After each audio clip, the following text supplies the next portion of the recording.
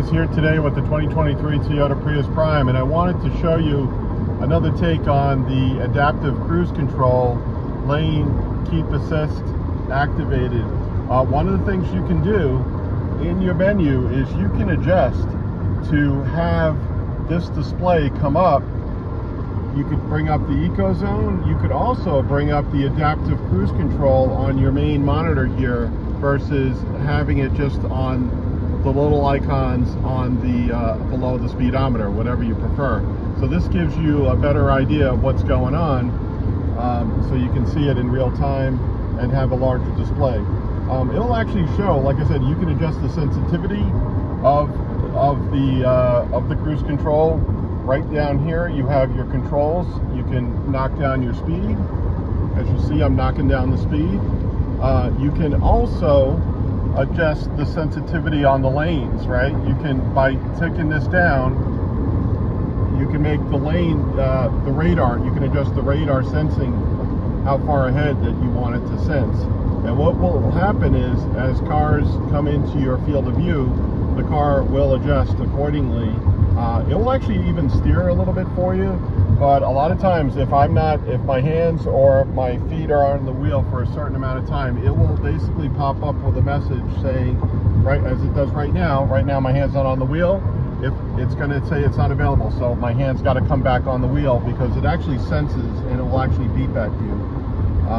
And that's a little bit about the radar cruise control with lane keep assist. So it sort of steers for you a little bit, but you definitely have to be vigilant. It's going to ask you to put your hand back on the wheel after a certain amount of time because it will say that it's not available. So right now, hands and feet are not on the wheel. I'm getting the message.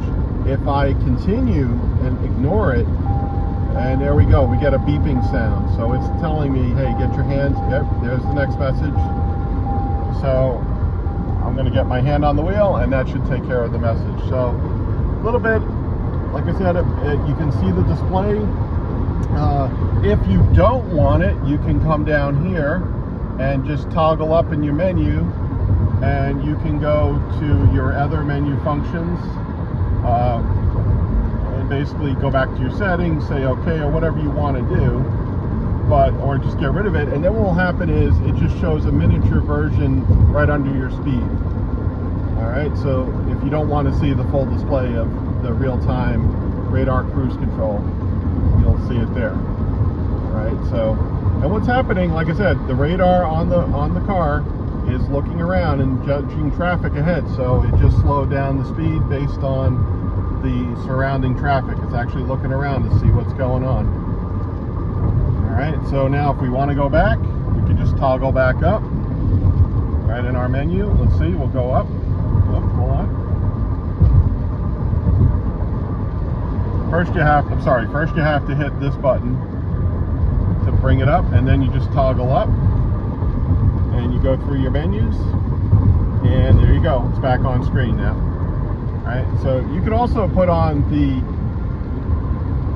meter for your EV mode, but in this case we're doing the radar adaptive cruise control. Right? And again, you can adjust that sensitivity down, so I can basically, if I want, I can make the lanes, I can make it a shorter distance, so it's not looking as far ahead.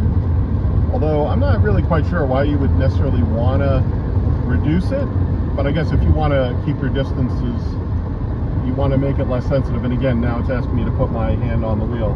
So I'm closing, as you notice, I'm closing the gap a little bit on the car in front of me.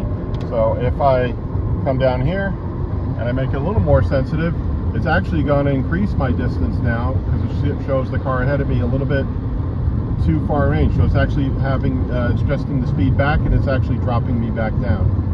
And that, folks, is adaptive cruise control and changing your display, right? So it's on the main display here. Anyway, like, comment, subscribe. Thanks guys for watching. Take care.